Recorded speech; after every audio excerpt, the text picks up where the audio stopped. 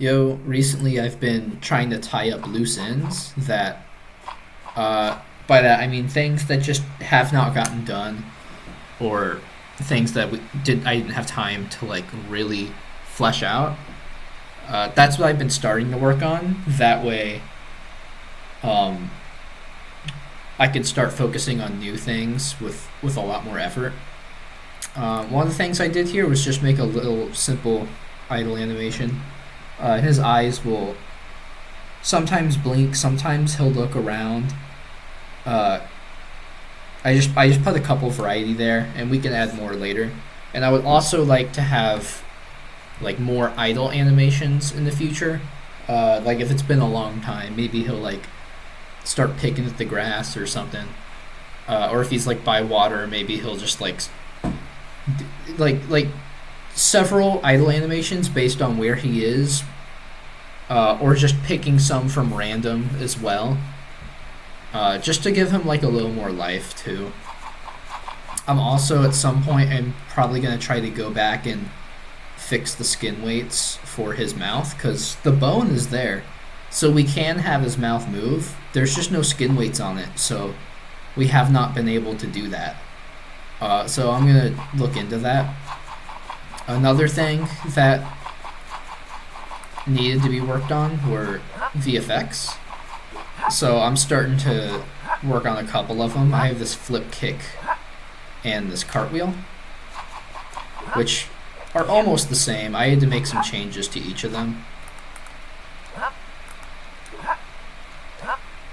You can watch it in slow-mo here too.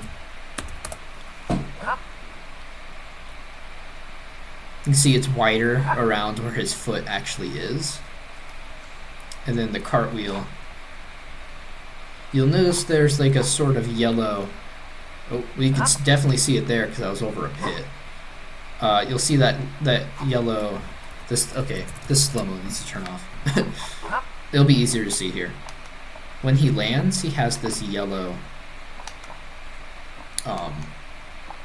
indicator there, I guess.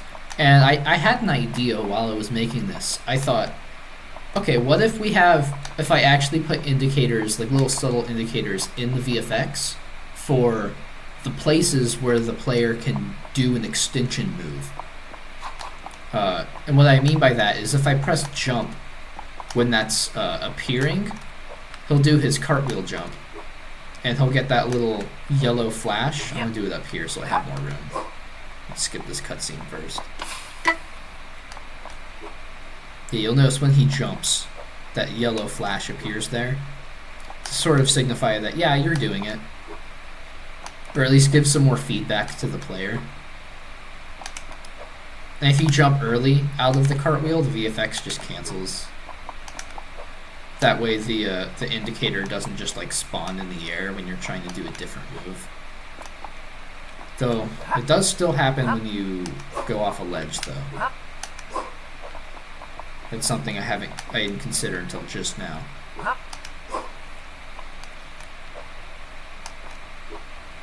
I also finished blocking out some more of these murals. I think most of them are blocked out by now. Like down here, I just sort of quickly blocked out the long jump one, just to try to help people more easily understand during playtesting. And this was like the original idea for the murals in the first place, was to help with players understanding the actual inputs in real time, because some of them are tricky. Such as like the sliding. That one's pretty complex. But I do think having these will help people understand them more. As well as the VFX. The VFX will help players understand them more too. Another thing is indicator is like really hard to see on grass. Yellow like makes sense color theory wise to be the best color for it, but it do be kind of hard to see. But I do think they'll be able to see it sometimes. But I might have to figure out some different color for it as well, potentially. Because yellow is just energetic. I was thinking I could try purple, or I could try like red, or maybe like an orange, red orange. Not sure yet. That's something I can play around with. It's literally just changing in the material. We've also been working on the vines. They're not done yet still, but they do look a lot better. We have a couple things in there to sort of break up the vines, like these shrubs and these ferns that stick out of the wall. Then we're planning on making this cliff line up here a lot less flat and having it be like rocky, or at least like bumpier with the mud texture that I created for the cliffs. The one that you can see very, very clearly here because I haven't I haven't fixed this area yet.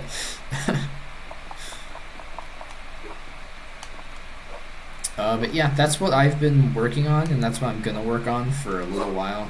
Oh, I also added, you can now skip lines of dialogue. That way you can just like quickly skim through it if you want to look through it quicker. I also want to try to get the lighting to have the highlights be less bright. I might mess with post-processing there, because some of the colors do get a little washed out. You can kind of see on Jim here.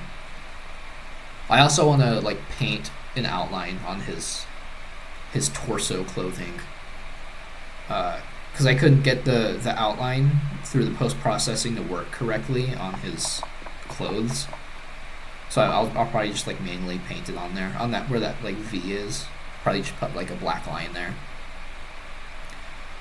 In terms of after that, so right now my focus is basically tie up loose ends, which means completing VFX, and with other loose ends I end up like finding that I need to like get more complete.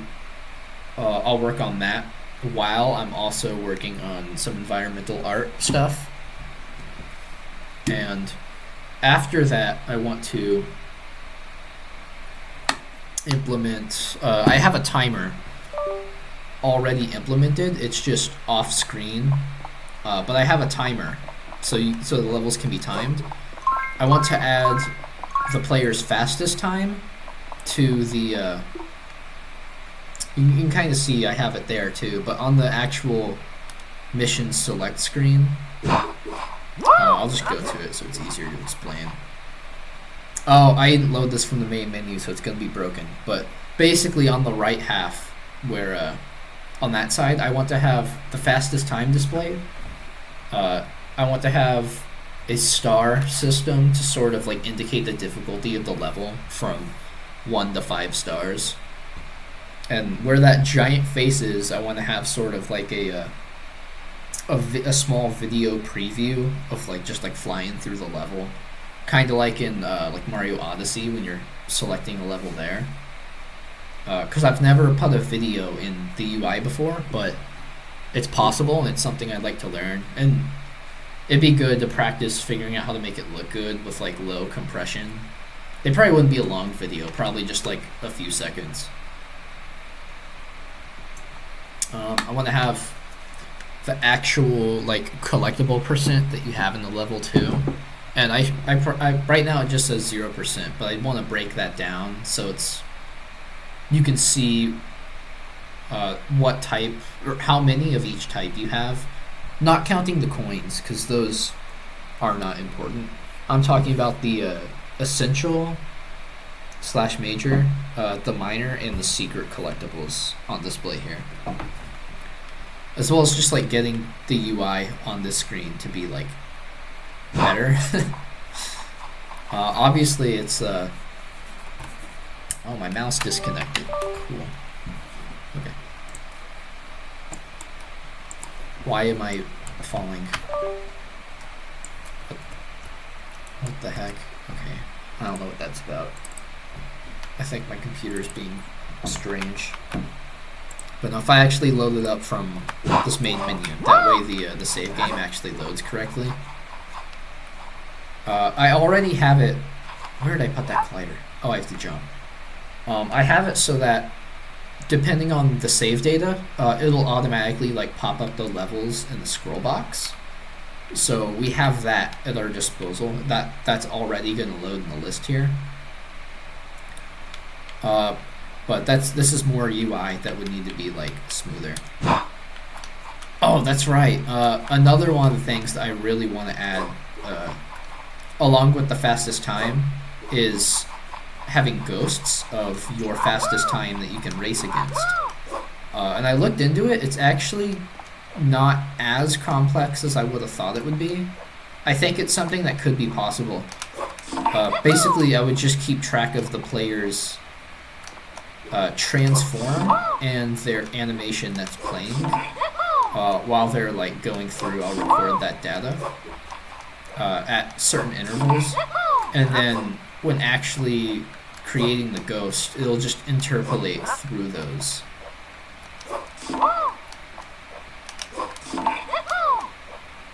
I'm sure it's going to be a little more complex than that, but I do think we can have like a functional ghost with just that. I think if anything, the animations might be like the tricky part, because I don't know, I just feel like there's some caveat that I haven't thought of that will come into play, but that is something I would like to add, because that would make the single player experience a lot more fun, just being able to do that. And then that would add the possibility way down the line if we ever wanted to have like online ghosts. That's something that could be like doable, just like downloading an online ghost to race against it. That way, if there ever is like some kind of speedrunning scene at some point, that's something that's a tool available for them, which would be pretty sick. So yeah, that's something I'd like to look at, along with just like polishing the current UI, because I just sort of did it myself, and I'm not an artist. I mean, it looks better than it did before, but you know, clearly there's work to be done. A lot of these, like, you can't click into here, right? Like, nothing happens. You can click into these. I also would like to add settings in here for the speedrun stuff, like for if you want the timer displaying or not, things like that. I recently added rumble enabled because I added rumble to the controller when you like bonk in the walls or get attacked. I tried to put it on the slide, but it just it was too annoying because you slide really often, and it just made me feel a little sick to my stomach. So I even when it was like subtle, I had to turn that off. In this area that I'm like jumping around in right now, this was sort of like it's like a really early potential layout for the Monkey Village. There would probably most definitely be changes, but I do like the general layout of things. That's not really a huge focus right now, though. That's more of a later thing. Like, probably way later, like after the practicum semester, I would think. But yeah, this would be like the first little sector of the island, basically. The first hub out of like 3 or 4 if it were a full game.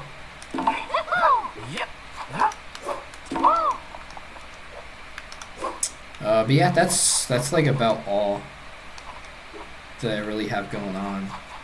I think this just takes me to the tutorial level again. Oh no, it does take me here. I started sort of blocking out some ideas for the next level where we actually introduce the spin flowers. It would basically just be the player going along on this bridge here. And I'm thinking the bridge would break as they're on it. And there'd be like some sort of fog so they couldn't see all this stuff before, but once they actually fall down here, this would be sort of like a little foggy, pitted area. At least when you're down here, you can see it a little easier. And basically just be like a place to sort of understand the flowers before the level like really starts. I also added functionality for the flowers to change your actual launch angle, basically.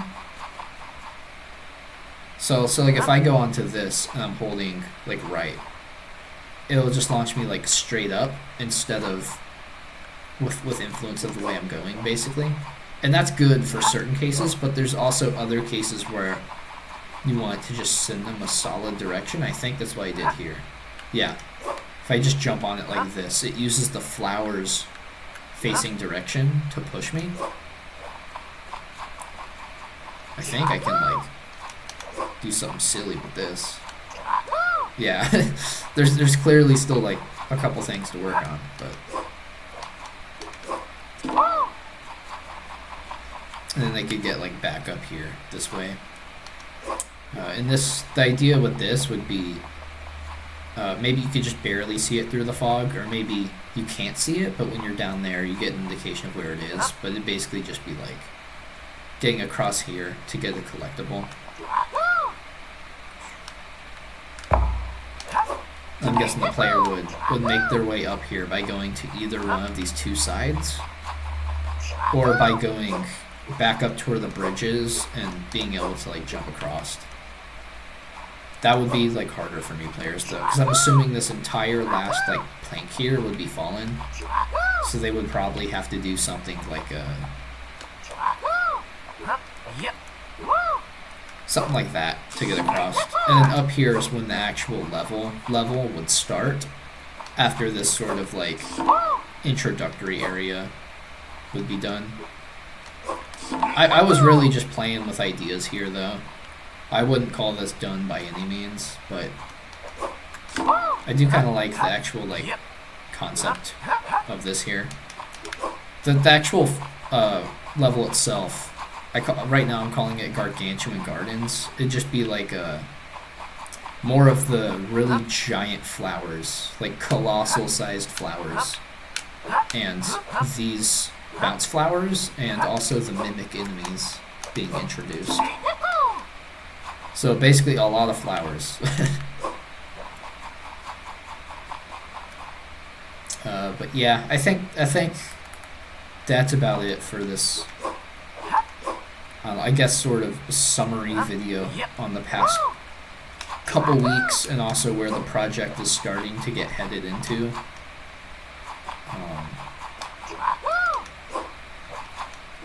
I'm pleased with the progress, and I think it's just going to keep getting better and better. So yeah, time will tell, and we will see.